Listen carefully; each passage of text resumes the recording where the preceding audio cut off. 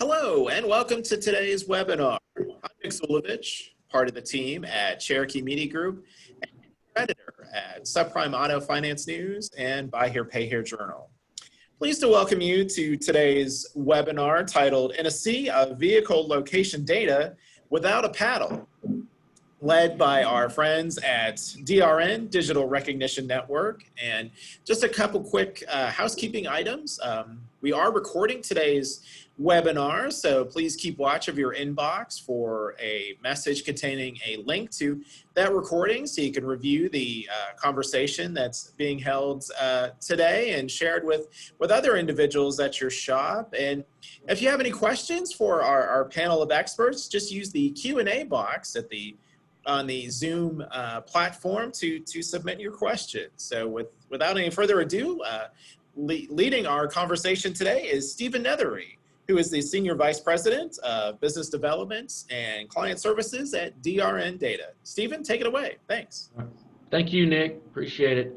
And appreciate everybody joining the panel discussion today. We're excited to have Scott Smith with us today. Scott Smith is VP of Asset Recovery at Consumer Portfolio Services. He's been with CPS for over 16 years, and he's been in the auto finance industry for over 20 years. Known Scott now for probably well over 5 years. He's a great guy, and he brings a lot of really good insight. So I think we'll have a good conversation today. Also participating on the panel is Jared Kirby. Jared Kirby is one of our strategic account managers at DRN, and Jared brings some insight into this world of data. Prior to joining DRN, he was with MasterQ, which specializes in managing different data sets. So I think he's going to be a great addition to today's conversation.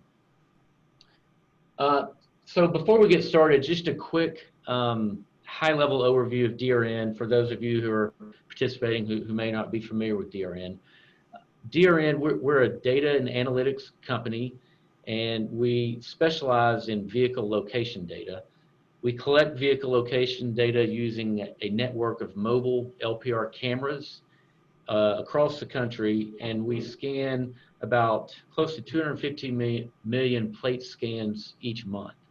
And I think this is a really timely conversations for DRN specifically, because at the moment, we're currently looking at different ways to layer other data sets on top of our vehicle location data to make a more actionable data product. So I think that kind of sets the stage for the conversation that we're about to have. I think just to kind of lighten the tone a little bit, we thought we'd just do a little bit, some kind of icebreakers. So I think Nick may be sending out a poll out to the audience there. And I mean, the question really is just, hey, what were some of your favorite quarantine activities? So I don't know, for me specifically, I do admit I did watch Tiger King. That was crazy. That was kind of early on. I watched The Last Dance. And then the most recent show that I watched was Hamilton with our family. And so we're playing the soundtrack of that. My girls are always running around singing that music. So I don't know. Jared, what are some of the things you found yourself doing during quarantine? I mean, I had a kick out of watching the internet go crazy with all kinds of challenges. One of the poll answers is cutting your own hair. I didn't have the guts to do it, but I did get a kick out of watching everyone else try and give themselves a buzz cut. I know that I ended up doing a little bit more drinking than I normally do, just at the house, kind of hanging out. Did a little bit more outdoor activities, the walks, getting out in nature was definitely a plus during the quarantine. So I mean, a lot of solitude and time alone. But I know we're excited to get back out there now. Things are starting to kind of ramp back up. Scott, what about you? What was your quarantine like? My quarantine was actually pretty interesting. My wife and I, well, she had twins on June 3rd, so the twins have been keeping us busy, and then leading up to the twins, that was pretty crazy too with the pandemic and everything going on. She did get me to watch a couple shows. One was the Miz and the Misses, which I don't know if there's any wrestling fans out there. I'm not a huge wrestling fan. I said, all right, I'll watch it. And it was actually pretty funny. So I think there's 2 seasons of it. We watched that. And then I got her to watch Band of Brothers, and that was good. And really, with having 4 kids, it's really like kids and work, and that's about it, you know. It's kind of hard to go anywhere, but that's okay, you know. We're making do, and the twins are doing great, and that's all that matters. That's awesome. And so you're just trying to get as much sleep as you can, or get it whenever you can get it, probably. Pretty much. Just within the last couple of days, they started sleeping about 6.5 hours at night, which is really good at 3 months, yeah. So eventually awesome. they'll get through the whole night, and that'll be nice. Yeah. What would you say you're looking forward to most after coming out of the lockdowns, things starting to open back up again? Well, I'm a huge Disneyland fan, and seeing as we go to Disneyland quite a bit, you know, it would be nice to go back to Disneyland, although I don't know how that's going to work. I've seen how things are going in Florida, so we'll see. Definitely having dinner at a restaurant inside versus outside and things like that. But again, with twins, it's a process to go anywhere. And our other kid is 4, and then we also have an 18-year-old, so kind of right across the board there. It'll be nice just to get out and do more things as a family, really, whether it's taking our yearly vacation trips and things like that. Yeah. Jared and I, we actually went on a business trip last week. And I mean, it's the first business trip we went on. Everything went smoothly, but, you know, we were having dinner last Thursday night, and we were just like, wow, I can't believe I'm saying this, but I kind of missed the business travel part of the job. So it was kind of nice to kind of get out and feel like business was getting a little bit back to normal. So I think we just got our poll results back, and I'm a little disappointed to see that nobody learned a TikTok dance. Steven, what about you and the girls? You guys been TikToking at all? I know I promised the team that I would do a TikTok, but I haven't gotten around to it. But my girls, that's all they're doing is TikTok videos. We'll just hear like a big boom from upstairs, and they're like doing flips or somersaults up there with their iPad. So yeah. That's good. We'll have to get you on camera doing a TikTok here soon. Yeah. Do a group one or something. All right. Well, it looks okay. I guess we can just go ahead and jump into it. The topic is we're in the sea of data without a paddle. It's kind of been the world we've been living in for quite a while, and it's not shrinking. And if anything, it's getting bigger. And so I guess we kind of first thought we'd just start off with just the different types of data, and just kind of maybe a general discussion there. You start off with just consumer data, and then you go all the way down to the vehicle location data where we specialize in. But maybe, Scott, if you can, just kind of talk, in general, the different type of data sets that you guys are using on your portfolio now. All right. Well, there's all the traditional data sets, right? You have the traditional collection data, whether it's phone calls, payment histories, just normal collection stuff, right? And then you have the added layer of skip tracing, whatever skip platforms folks are using, or multiple skip platforms, because there's quite a few out there now. And then it's layering on the LPR, which I know LPR has come a long way in the last 10 years, right? There's so much data out there. It's how do you interpret it? How do you implement it? How can we use this data? And with the data, it provides opportunities, right? And each lender kind of has to look at the data and how is it going to work best in their portfolio, whether they're subprime, prime, it doesn't matter. the data is there, and how to utilize that data to improve performance, right? Whether it's lifting recovery rates or increasing, or I should say lowering delinquency, increasing collection capability, and, you know, looking for things within the data. Is there patterns within the data? And really breaking the data down. And in order to do that, you also have to have, you know, different folks looking at the data with different expertise, right? You know, so across the board, it is a huge sea of data, and where do you go with it, and how do you go with it? And you have all of the technology that's being thrown on top of it, and keeping up with technology it's key and critical, right? Regular collections can go so far, skip tracing can only go so far, so adding this new ability to have a closer insight to the vehicle location data is another integral part.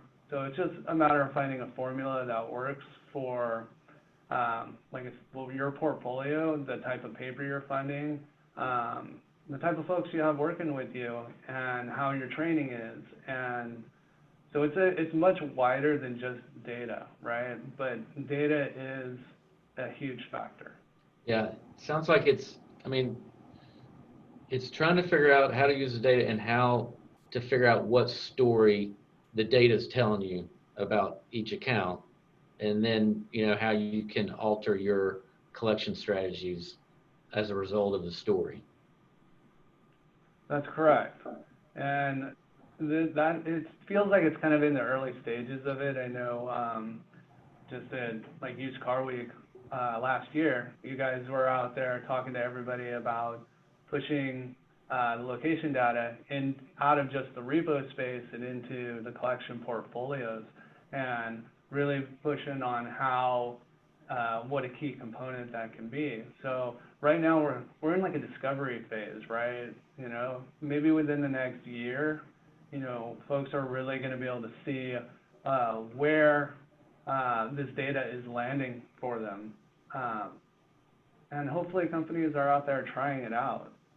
Mm-hmm. Scott, you talked a little bit about utilizing the data and getting some different teams to kind of put their eyes on it and maybe interpret it and do different things with it. There's really kind of three methods of delivering information, right? You have direct access through like a web portal or a online site. You have batch files, and then you have direct API access. What would be the preferred method, you know, as a lender, pulling in all this different data from different sources and being able to kind of merge it in one place to actually make those actionable decisions coming out and roll those out to your more operational side? What's the key component there? Well, I would say ease of interpreting data. So whatever is going to be the easiest for the lender to use and interpret, that's where they should go with. I've looked at all three of them, and all three have good information. Again, it comes down to how easy is it to interpret the data, how easy is it to see it, how easy is it to have a wide group of people be able to understand it. The DRN site's website is very user-friendly, very straightforward. I know you have a version 1 and a version 2.0 out there now that starts incorporating other data that puts you in a whole other realm of competition. And then also with the batch uploads, I mean, that's a true and tried, tested way of getting information back and forth. A little bit aged, but it's still relevant and important. And then, as you mentioned, the APIs, that's always ease, and it's, you know, real time for the most part. With that, you know, depending on what a company's needs is, they can choose one or all three or just two. It really comes down to who's looking at the data and what they're wanting to do with it. CPS has looked at all the data, and, you know, different times we make different decisions, and it's really data driven, right? And our interpretation of it. And it's going to, again, come down to what each lender has going on how they choose to interpret it, what avenue is easier for them. For some, it may be the website. For others, it could be the batch uploads because it's easy to distribute a CSV or a CSV file, and send it send it out to the key players who need to have the information. And then the API is just usually one button click on an account and Right. you have the information there. But that could entail companies having to build out different modules or screens in whatever database program they're using.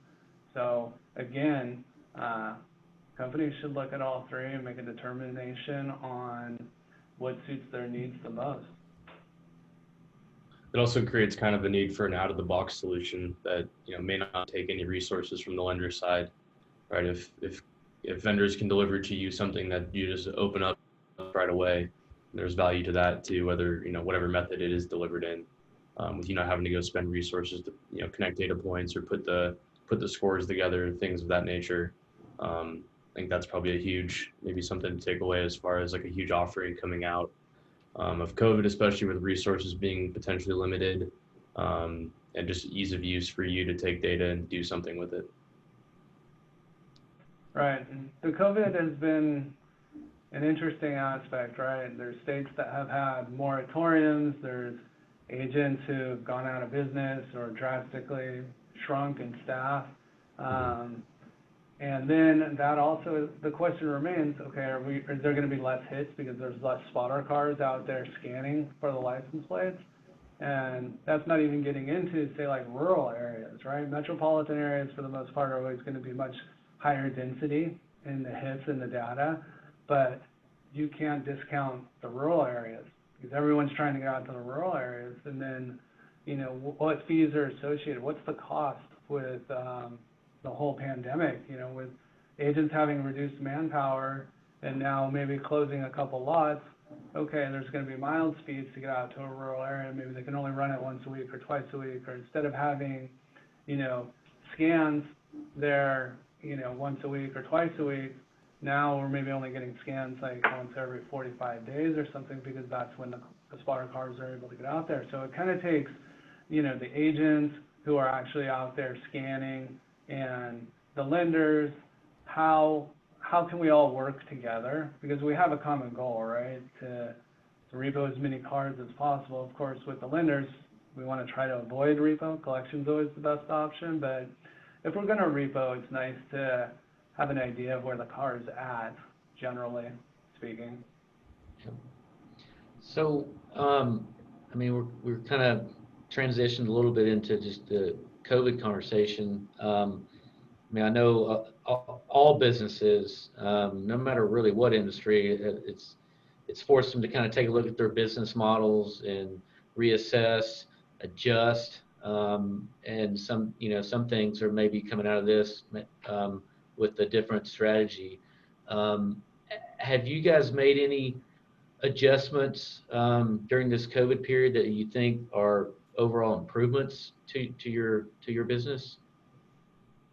Well, we've definitely tightened up where we can tighten up. We've, shored up any, policies, procedures, and tried to shorten any time frames that we can. So whether that's through, training staff or how we're interpreting and looking at data, if we can be more efficient, we've looked at ways, how can we tighten up where to be more efficient? And that's where we focused on. And that's across the board, whether you're talking, company-wide. It doesn't matter which department it is in. And it's kind of like it was a good check, right? Like, okay, we should be doing this all the time, which we do, but it's even more important in a situation like this when, like the key term of 2020, right, is unprecedented and fluid situations. There you go, being able to pivot and change and adapt very quickly is important, and sometimes that's not always easy, especially with a larger portfolio, larger staff, whatever the case may be. So having some skilled and motivated folks who are, willing and up to a challenge like that, then that's definitely a key thing. Yeah. Are you guys? I can't remember if I've asked this with you before, but what percentage of your workforce is working remote? A very small percentage. Most of us are in the office. Okay, that's great. Would you We rather did, work? a few months ago, we had some working from home, but most of us are back in the office now. Yeah. What was that, Jared? What I was gonna say, what's your preference? Would you rather be at home or you like being in the office every day? I prefer being in the office. It's a no-brainer with two young It is. twins. No, don't get me wrong. I love my family. I love Yeah. being home and hanging out with them and doing things with them. It's definitely an adventure, right? But being in the office, I really like that face time with people and being able that face-to-face contact. And even though it has to be limited now, or wearing masks or Uber conference calls, what have you, but just having that in-person type of connection really goes far. Mm-hmm. I think, Yeah, I know I think we've shared that same kind of experience here. I mean, we probably all stayed at home maybe for the first 5 or 6 weeks, and then I think some of us just got burned out a little bit with, the kids and the dogs and all that kind of stuff. And so we started coming in. It seems like more and more of our workforce is coming in. I mean, we're not requiring anybody to come in. We're still kind of like, hey, come into the office and work if you feel comfortable. But it is, I mean, we've enjoyed kind of getting back in office and working with our coworkers and just working through all the challenges. It's a big morale booster. Have everyone kind of see each other. It's been, for a while there, it's been a long time since you had that face-to-face with your employees and your coworkers. You get real close and tight.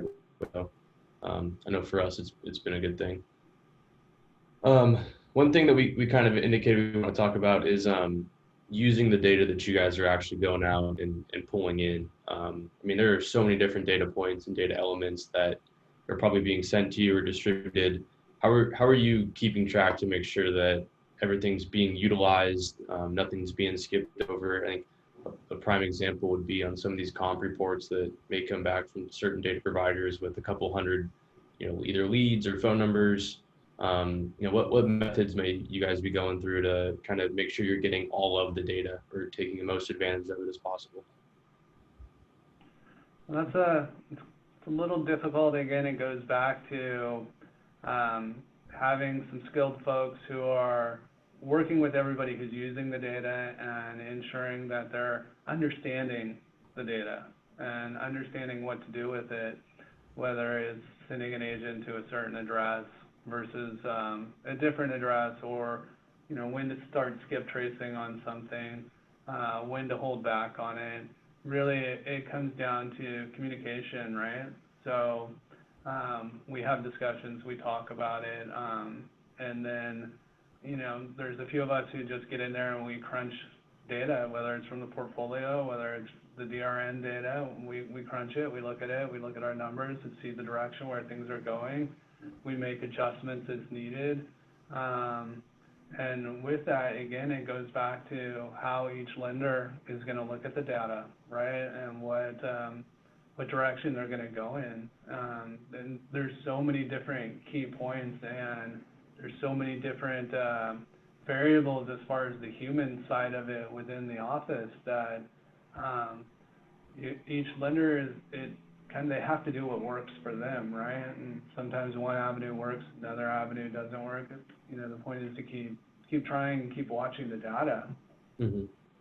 So do you guys, I mean, I know you can't give away any trade secrets or anything like that, but you talk about kind of the human part of skip tracing and looking at different data points and figuring out what really leads to a resolution on each account. Is there any kind of looking at that, observing what works well, and then trying to kind of mass produce it or replicate it for the teams to really find that maybe golden channel of pulling in certain data points, using them, and then maybe going to the next step in the process of skip tracing? Or do you just fully let your people kind of run with the data and let them make their own decisions as they're coming across new information? Well, guidelines are good, right? Giving guidelines and certain policy and procedures are good, right? Because it puts a standard out there. And that can go for anything across the board.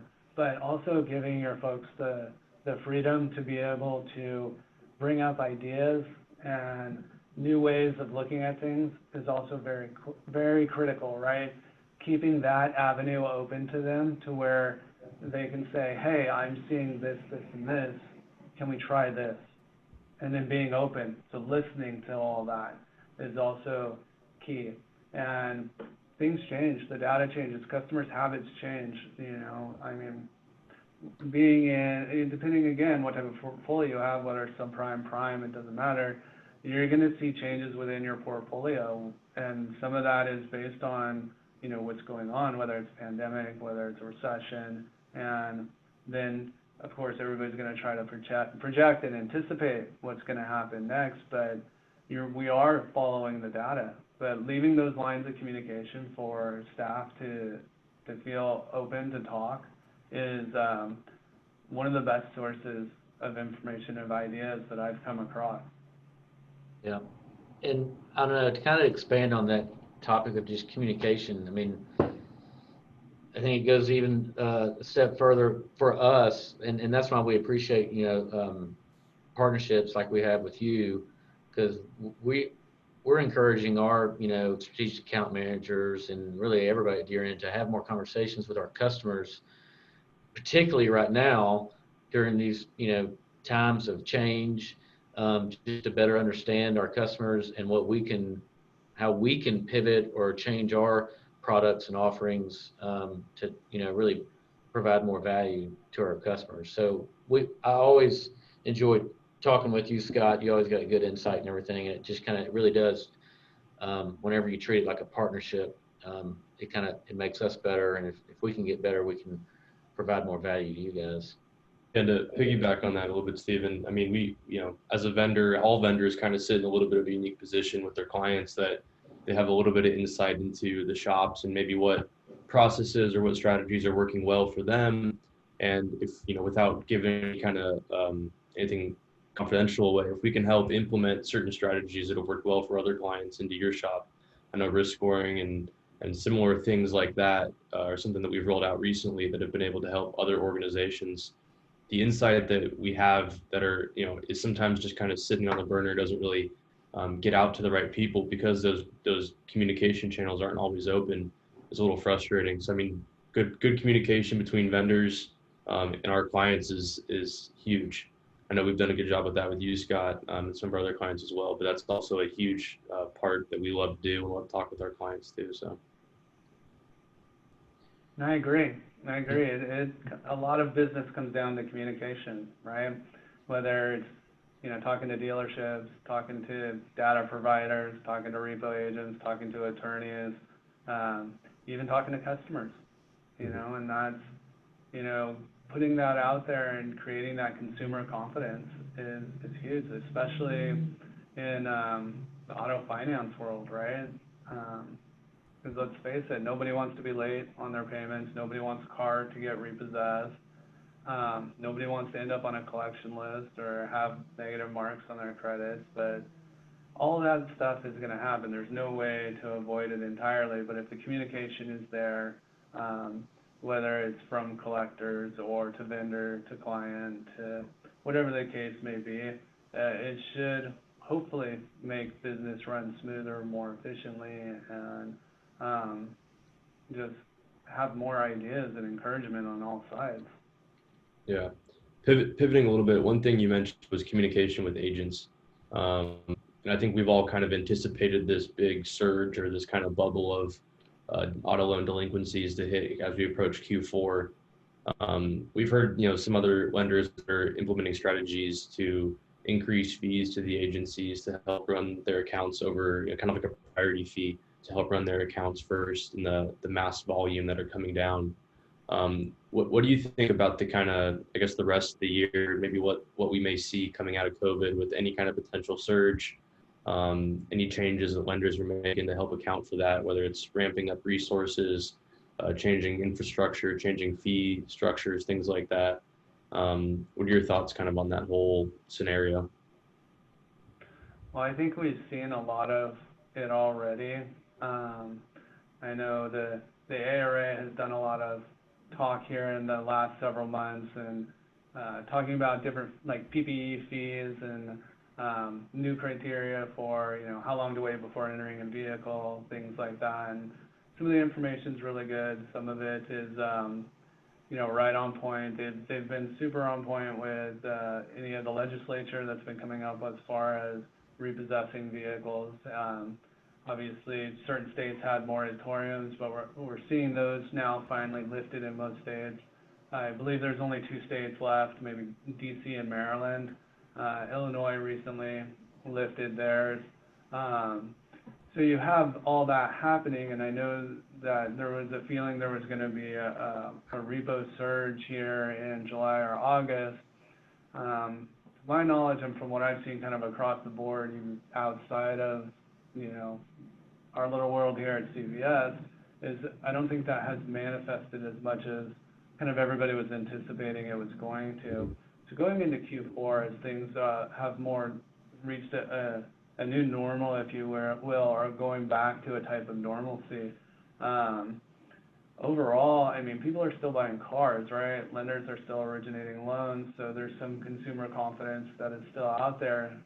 It's not like the recession that happened like 12 years ago now, 9 years ago, 10 years, the 2008 recession there, where a lot of companies ended up stopping originations. That hasn't happened with this. And as far as like lockdowns go, with the lockdowns, I have a feeling it's not going to be as complete lockdown or shutdown as it was in April or May. People are going to find a way to continue doing business. The realization there is that this has turned into a more long-term type of situation. And how do we operate our business? How do we live our lives, and still do things we want to do or need to do? And people are finding ways to do it as safely as they can within guidelines. So going into Q4, I see more of this trend continuing, hopefully. Hopefully I'm not wrong. I might be, but with all things, I mean, it looks like, some more of the repo moratoriums are going to lift in this month, mid to end of month. And then with some of our agent partners that I've talked to, I know some had reduced staff and are now building staff back up. So that's positive, right? There's a bunch of positives out there right now. Of course, nobody can predict the future and, any type of, second wave of virus hitting or closures happening. I mean, that could still happen. We just don't know. So I think everybody's traveling cautiously but optimistically towards the future and trying to get back to as normal as possible. And honestly, I've been impressed with how the auto lending industry, the repo industry, just how everybody's been performing within the context of all this. And that's, yeah. So I see things going more positively. Yeah, that's good to hear.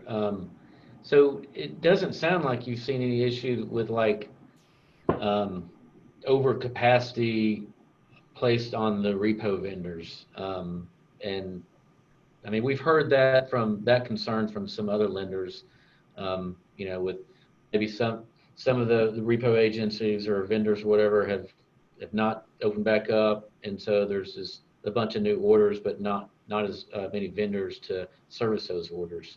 Have you seen that impact or effect? No, not necessarily. I mean, most of our agent partners, they communicate well with us. We communicate well with them. We feel like our assignments are being ran satisfactory, and we just keep that open dialogue with all of them. And I know when some direct agents go out of business, that's difficult and it's harder to pivot if a lender's running a direct agent model versus, say, like a forwarder model or a hybrid model. The forwarders do kind of have an advantage in this realm here with so many agents within their direct networks, gives more opportunity. But still, I mean, if a direct agent has to close down, that's unfortunate, and you know it has happened.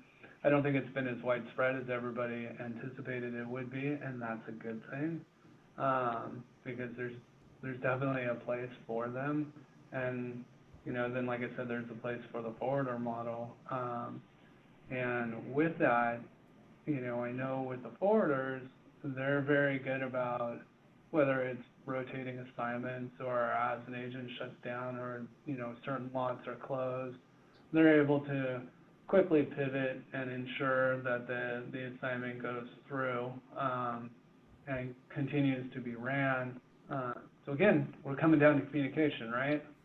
Mm-hmm. And it comes down to everybody communicating with everybody, and that's I think is the pathway to get through a lot of this. But again, we're going to see, right? There's a lot of factors that we can't, you know, anticipate or contend with. We can project all we want, but you know, like one factor that's coming up that who knows what's going to happen is November's election, right? Presidential election this year. Who knows what's going to happen? Is COVID going to disappear after the presidential election or not? You know, we just don't know. I mean, there's always events surrounding the presidential elections, every 4 years. So whether it's something with the economy, something with the virus, you know, if you look all throughout history, there's a lot of precedents out there for election years. So there's also that, and who knows how that's going to go. So you just kind of have to anticipate, pay attention to the data again, open your lines of communication, and then with that, you're able to kind of, you know, zigzag through everything, right? Hopefully, or that's the goal, right? Yeah, I think you're spot on. We had a couple of questions come in. Stephen, do you want to ask those now? Sure. Let's see. So one of them was when Scott said some of the repo companies weren't scanning during the shutdown, as they may not have the resources. What have you guys done to keep the historical data intact during that time? So it's a good question, and we were obviously very concerned whenever we went back and looked at April. You know, the scanning activity just it honestly it fell off the cliff, and that's the backbone of really our company. You know, if the data's not there, then you know the hot list isn't there. I mean, you know, we're not able to provide our products and services. So yeah, we implemented. We knew it was critical to keep the scanning activity going.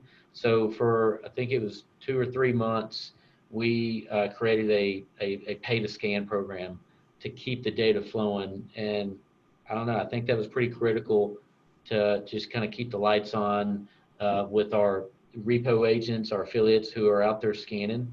You know, kind of kept their lights on, kept the data flowing. But I mean, we're happy. We're well past that now. That program has ended, and we're seeing, you know, every week, every month, you know, we're seeing more and more scanning activity. And I'd say we're getting close to, I want to say like 80% of what our scanning activity was pre-pandemic. So it's kind of like what Scott was saying. We're seeing more and more positive trends. So I think here shortly we'll be back from a DRN perspective, more back to business as usual. Good point. We have one more question. Do you expect to see a surge in commercial vehicle repos? And if so, when do you expect it to start? Scott, do you have any thoughts on, I mean, do you guys do a lot of commercial vehicle loans like fleets and things of that nature? No, actually we don't. So I can't really speak too much of that, but it's really going to come down to, I guess, how businesses were hanging on and what they're using their vehicles for. Yeah. You know, maybe industry decisive, right? Like whatever industry those commercial vehicles are being used in. Was it considered an essential business or not? And if it was a non-essential business, then it, it could be, I really don't know. It's a lot different than the consumer side, of like passenger vehicles and trucks. So, Right. yeah, geography could play, a role in that as well, depending on where lockdowns and shutdowns were longer or more intense than other places. So, yeah, honestly, I'm not sure. We did have another poll question we wanted to release to the audience. So Nick, if you could release that poll, and we can keep on chatting while people start responding, but just trying to get a feel for how many different sources of data other lenders are pulling from. I guess like some of the notes that I was writing down during the conversation, it seems like the biggest key that Scott has talked about and we've talked a little bit about is just the communication. And I don't know if there's one, kind of takeaway. I think it's communication. It's communication from lenders to their customers. It's communication within your own company, with just exchanging ideas. It's communication between lenders and vendors. Just all those different channels of communication are really, I think, going to be key to get us through these, challenging times. And the more communication, I think, the sooner we'll get back to that business as usual that we all kind of want to get to. Yeah, I think, communication during the pandemic was important. I know that you just look at the trend of, historical kind of economic swings like that. And there's a lot of innovation that comes when we dip into those low points. Like Uber, for example, was founded during the '08 recession. So I know I'm excited to see a lot of the innovative products and services that come out of the COVID scenario. I know that we were forced to kind of pivot a little bit and do more with our data than maybe we traditionally would, with migration studies, and start doing more of an analysis on portfolio just based on vehicle location. So I know there's a lot of exciting things to come, just in the technological world as it is, coming out of COVID, and kind of working together with those open lines of communication. Some of the initial poll results are coming back. It looks like the majority of people are responding that they pull from 1 to 5 data sources. 71% responded for that category. Is that, Scott, where do you guys fall? The different data sources you pull, is it in that 1 to 5 or 5 to 10? Honestly, it kind of fluctuates. It depends on what we're trying out, what programs we're working on, kind of across the board. And so it varies. It varies. I'm not going to say we're always 1 to 5 or always 5 to 10. And like I said, different departments here, they use different data sources, right? So it's variable with us. Okay, well, do we, Nick, do we have any questions still out there that you guys see coming in? I don't have visibility into that. No, yeah, you've already addressed the couple of questions that have come in from the audience, and we remind the audience that we are recording today's session, so keep watch of your inbox for a link to that recording that you can review the conversation that's been had here today, and share it with other individuals at your shop, and perhaps a way to round us out, if there's any type of just closing thoughts about keeping lack of a better way of putting it, keeping a positive attitude in light of all the challenges that are happening nowadays. Just how are you and your colleagues supporting each other to quote unquote get the job done? Scott, we'll start with you, and then the gentleman from DRN to round us out. All right, yeah, my closing thoughts are really it comes down to, communication and remaining positive, keeping your team members' morale up as much as possible. I know it's been trying times as far as morale goes, but really positivity feeds off of positivity, just like negativity feeds off of negativity. So keeping those lines of communication open internally and externally across the board, and just being open to change and ideas, and being able to adapt is key. And all that comes into play from, both internal, external sources, and then the data, right? You throw the data on top of it, and it could be any data. It could be LPR data, it could be credit bureau data, it could be payment history data, any of the traditional, non-traditional elements, alternative data, if you will, that companies are now starting to look at and that they're having access to. Be open to all of it. And as Jared was commenting on innovation, that is also key, right? Inspiring your employees and having an inspired company to come up with new ways of working the true and tried collection or repo side of things is a good thing. It pushes us all forward across the board within the industry. Yeah, I can, I'll go next. I think one thing that we do a good job of, and I think really kind of changes our culture a little bit, is just have fun with it. I mean, we all work pretty hard. We come in every day and spend a lot of time with our coworkers, and it makes it a lot easier when you enjoy what you do. You have a good time with your team. You're able to get out and kind of do some more fun things. Not everything's so work related all the time. I know we have real good employees and real good connections here at DRN. So we enjoy what we do. We love working with our clients. We love just kind of talking about the industry trends that we're seeing, what our clients may be seeing, and that back and forth goes a long way. I know that I thoroughly enjoy it. I love working with this industry and this group of people. So just have fun. Yep, that's good.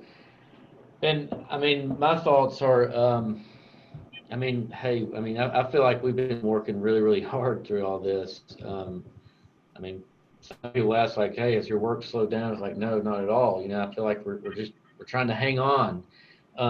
But we've gotten through, I think, some of the biggest challenges. But as far as like keeping the positive, I think some of the things that we've done is employee recognition. We're all working hard, and we need to celebrate those wins whenever we do have wins, and recognize employees and their hard work. And that, just through group emails within our company, recognizing people's hard work, I think goes a long way, keeping morale up. And then, kind of along with that, just any kind of employee awards. Whenever we were like, hey, you know what, Jared's done a good job with this, let's try to give him an award or something like that. So I think all that kind of stuff goes a long way, kind of keeping the morale up. Very good. Well, gentlemen, thank you so much for each of your perspectives on what's certainly going to be an important topic and part of the business and now and going forward. So definitely all the best to each of you and your friends and family to remain safe and healthy. Thanks, Nick. Thank you, Nick. Appreciate it. And Scott, hey, thank you too. Really appreciate you volunteering for this. Yeah, thank you guys. Appreciate it. And we thank you so very much for joining us, and we look forward to having you again next time. Take care. Thank you.